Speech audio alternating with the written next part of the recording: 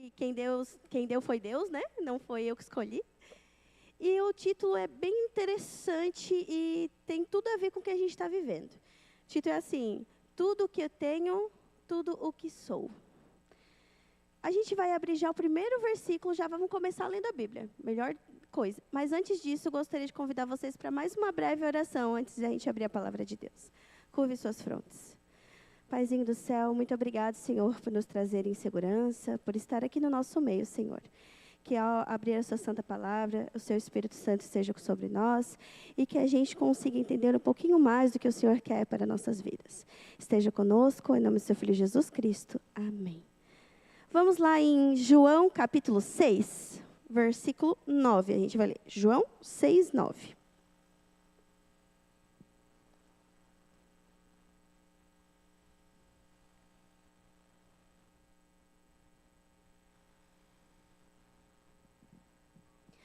João 6,9 fala assim: está aqui um rapaz que tem 5 pães de cevada e 2 peixinhos. Mas o que é isso para tantos? Antes da gente falar sobre esse verso, deixa eu fazer uma pergunta para vocês. Vocês já sentiram que não tinham muito a oferecer para Deus? Por exemplo, eu vim para a igreja, mas o que eu vou oferecer para Deus? Eu não tenho muita coisa. Então, eu não tenho muito para dar. Isso eu não estou falando nem só de dinheiro, mas dinheiro, dons. Eu vejo alguns adolescentes às vezes me falando assim: Cat, mas eu acho que eu vim com defeito. Eu acho que eu não vim com nenhum dom. A gente se questiona.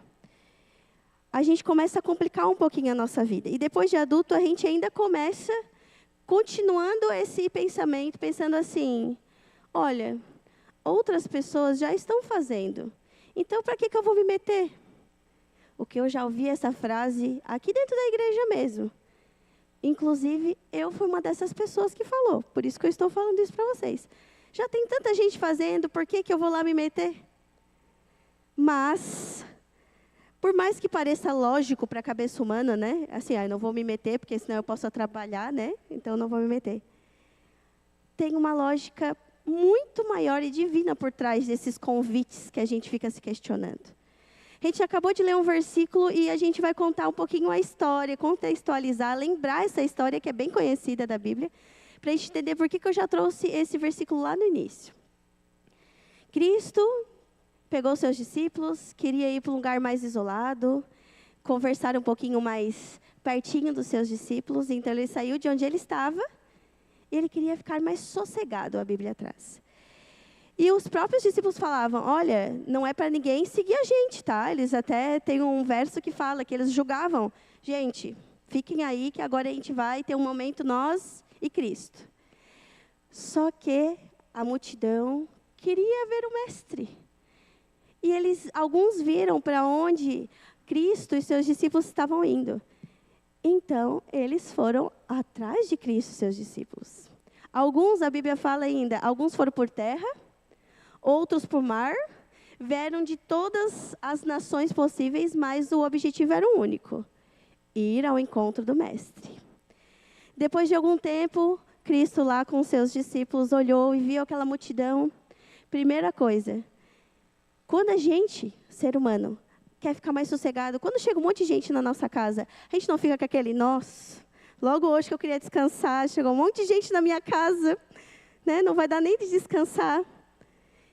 E Jesus já nos dá o primeiro exemplo de como deve ser feito. Ele ficou feliz. A própria Bíblia fala assim, que ele teve um coração simpático, ou seja, ele olhou, ele sentiu grato por tantas pessoas terem vindo de longe só para ouvir o que ele tinha para falar. Que não era só, né? E ele ficou feliz de ver aquelas pessoas. Então, ele vai lá e se prostra para falar para um monte de gente, de uma multidão vasta que a gente não consegue enumerar no momento. Depois, a Bíblia traz ainda assim, olha, eles estavam contentes de ouvir palavras simples e objetivas. Eu marquei até isso, porque às vezes a gente acha que a gente não pode ajudar na igreja, não pode ajudar no nosso trabalho, porque a gente não sabe palavras difíceis. Como é que eu vou lutar contra aquela pessoa se eu não sei umas palavras difíceis daqui, ó? Nem sei falar Eclesiastes direito. A gente às vezes é um babaco, agora eu acertei, ó. Mas a Bíblia traz dizendo assim, olha, Jesus teve uma fala simples, uma fala calma, porque eram pessoas de N lugares. Então, todo mundo que estava ali tinha que entender o que Jesus estava falando.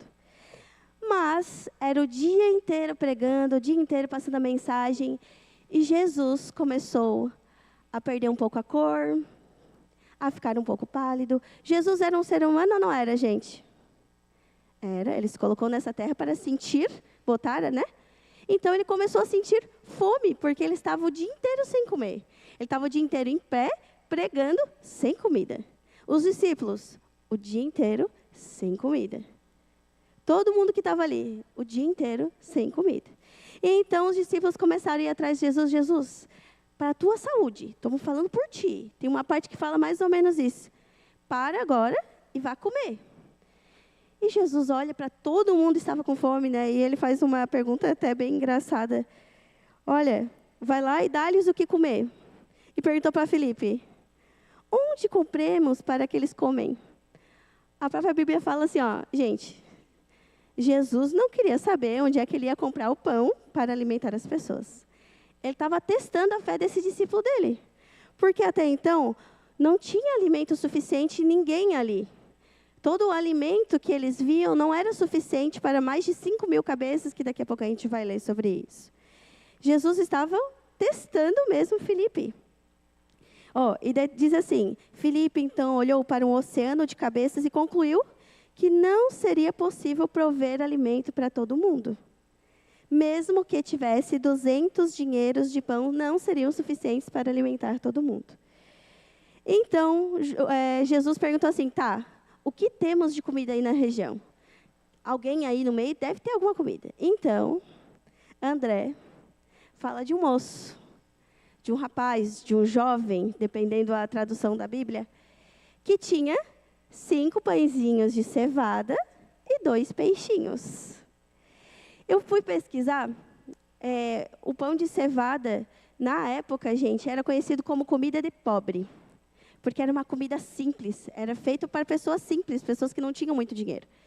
Então, vocês pensem, o menino estava o dia inteiro ali. Ele podia ter comido aquela comida?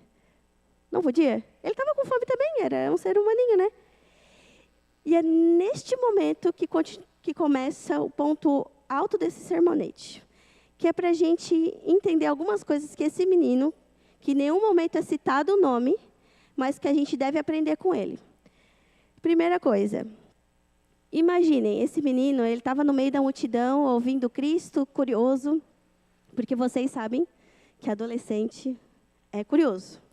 Então, ele estava prestando atenção, atento, e daí, do nada, vem alguém e fala assim, olha, o mestre quer os teus pão aí, os teus peixinhos, vamos. A Bíblia traz dizendo assim, olha, ele em nenhum momento pestanejou. Nenhum momento. Ele aceitou o que Jesus tinha pedido. Ponto. Primeira coisa que a gente tem que lembrar.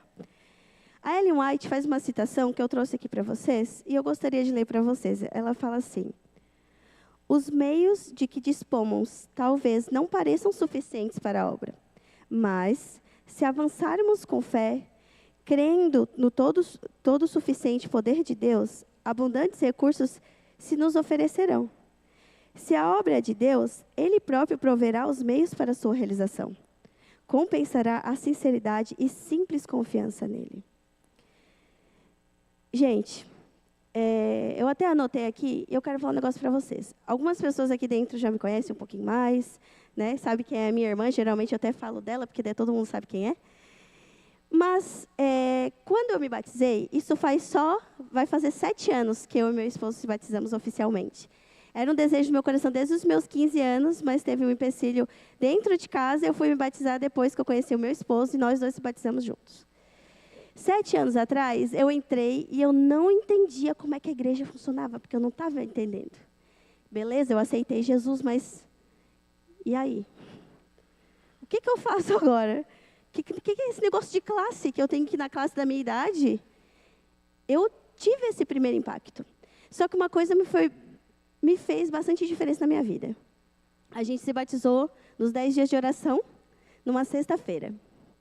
No domingo seguinte, a gente foi convidada a estar na recepção e a gente começou a trabalhar. E desde então a gente nunca mais parou. O que acontece? Deus nos chama.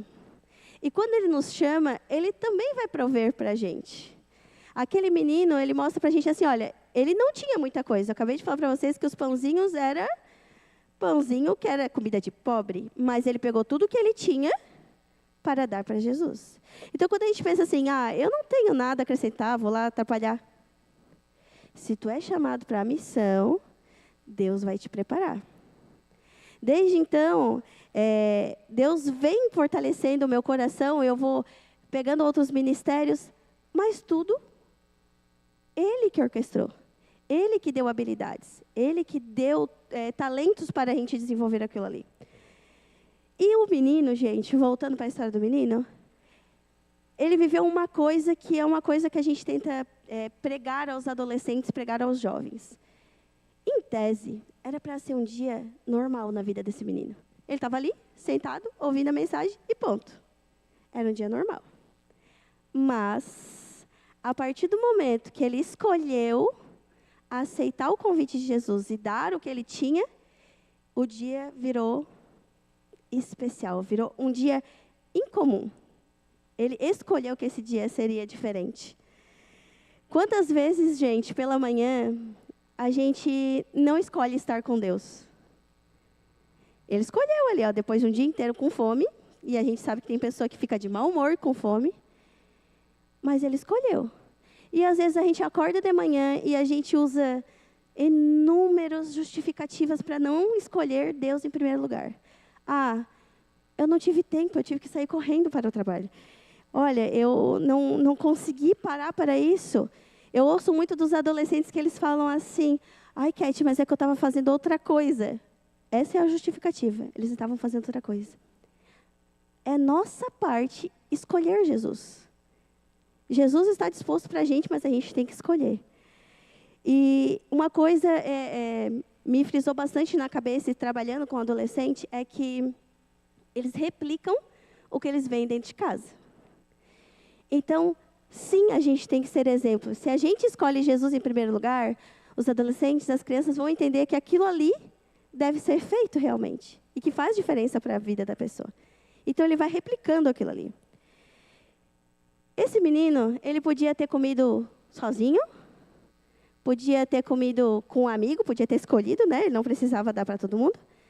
Mas, novamente, ele preferiu colocar nas mãos de Deus. Vamos lá de novo em João. Vamos ler ali do verso 10 ao 13. Vamos lá, no capítulo 6, versos 10 a 13. Fala assim: Disse Jesus, fazei o povo assentar-se, pois havia naquele lugar muita relva. Assentaram-se, pois os homens em número de quase 5.000. Então, Jesus tomou os pães e, tendo dado graças, distribuiu entre eles. E também igualmente os peixes, quanto queriam. E quando já estavam fartos, disse Jesus aos seus discípulos, recolhei os pedaços que sobraram para que nada se perca. Assim, pois, o fizeram e encheram 12 cestos de pedaços dos 5 pães de cevada que sobraram aos que haviam comido. Aqui está dizendo assim, olha, Jesus pegou essa cestinha e ele alimentou 5.000 pessoas.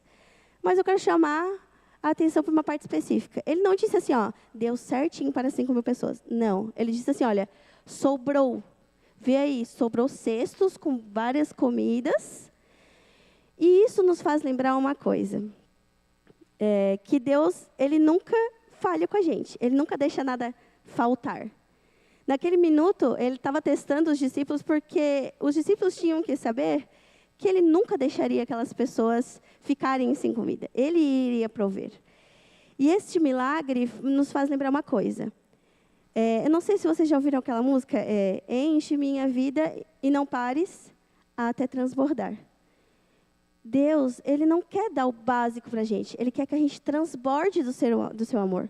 Que tudo que a gente faça, que o que a gente dê para Ele, seja multiplicado, seja transbordado. A própria lição desse menino nos fala assim, olha, é um menino que em nenhum momento, de novo, é revelado o nome dele. Em nenhum momento fala na Bíblia, olha, esse é o João. Não tem o nome dele. Mas ele foi papel essencial a partir do momento que ele escolheu Deus. E Deus transbordou esse sentimento no coração dele. Essa história, em particular, resumidamente, traz 3 lições que, na minha opinião, são sensacionais. Eu até anotei para não esquecer. Primeiro, a história desse garoto, que em nenhum momento é citado o nome, pode ser comparada à história dos nossos adolescentes na igreja. Gente, esse menino, ele podia estar em qualquer outro lugar. Ele tinha escolha. Ele estava com a comidinha ali na bolsinha dele, mas não. Ele escolheu estar ali. Quantas vezes, eu não estou falando agora só de adolescente, mas estar no lugar certo nos influencia a tomar a decisão certa. Ah, Cat, então tu está dizendo que eu não posso ir em tal lugar? Não é eu que estou dizendo, não.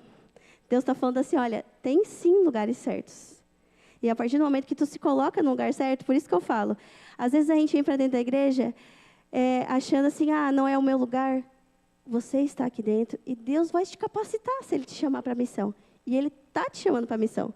Todos nós temos uma missão, e de pregar o evangelho a todo mundo, e N ministérios, várias possibilidades. Então, estar sim no lugar certo influencia sim a escolha e ser usado para Jesus. Segunda coisa, o valor para Cristo não está no tamanho da oferta, mas na disposição de coração. Gente, vou fazer uma pergunta para vocês. Jesus precisava de uma multidão para começar um milagre? Ele começava o milagre do mais simples. Só que esses 5 pãezinhos e 2 peixinhos era tudo que o menino tinha. Essa disposição de oferta de coração é o que importava para Cristo. Cristo não precisa de muitas pessoas para fazer um milagre. Ele precisa de uma pessoa que tenha o coração disponível para isso. A gente precisa disponibilizar o nosso coração. Terceira lição. Ninguém precisa ser famoso, rico, talentoso. Eu falo isso, gente, porque isso é uma coisa que o mundo prega para a gente, e os adolescentes trazem isso para a gente. Não, mas eu queria cantar aqui na frente, mas eu quero ser conhecido, né? Eu não quero só vir cantar aqui na frente. Não é só vir cantar aqui na frente. É a sua responsabilidade levando a missão de Jesus através do louvor. Tá, Cat, mas eu não sei cantar, eu não sei louvar. Primeiro, lá no nosso quiz tem assim, teste de dons. Dá de saber onde é que está o seu dom.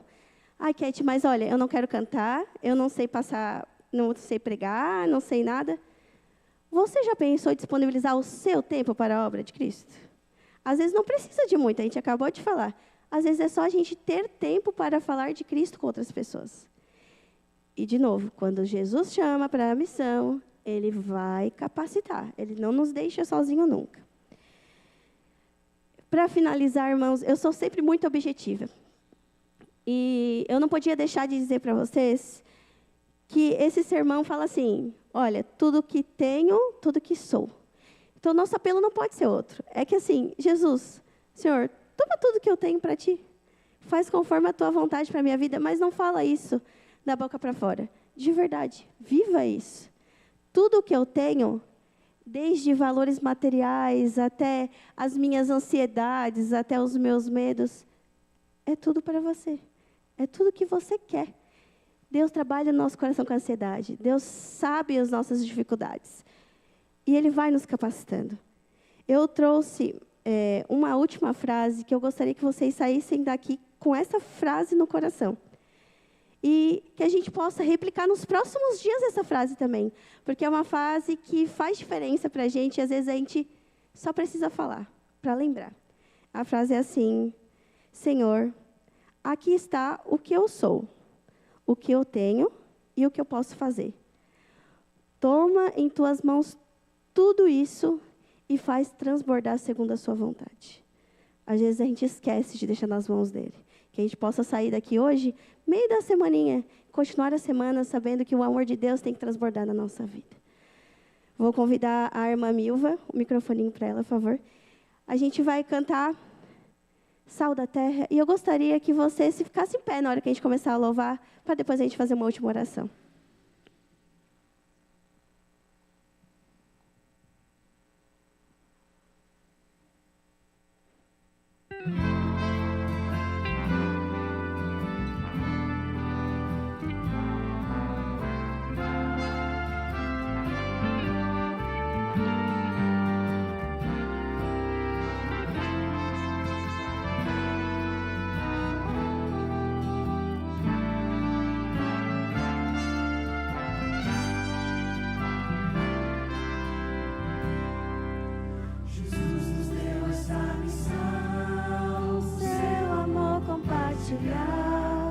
Somente entraremos em ação se o amor de Deus nos motivar.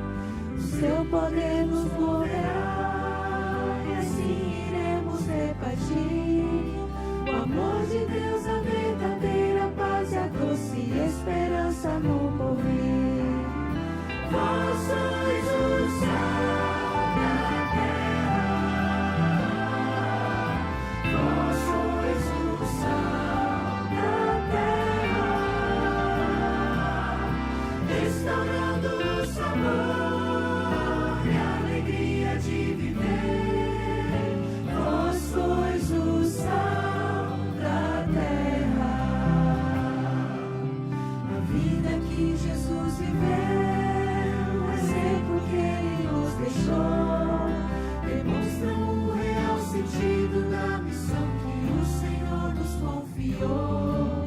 Saber a todos perdoar, querer a todos aceitar, revelam a grandeza do serviço e apontam para o Salvador. Vós sois o sal da terra. Vós sois o sal da terra, restaurando o sabor e a alegria de viver. Vós sois o sal da terra.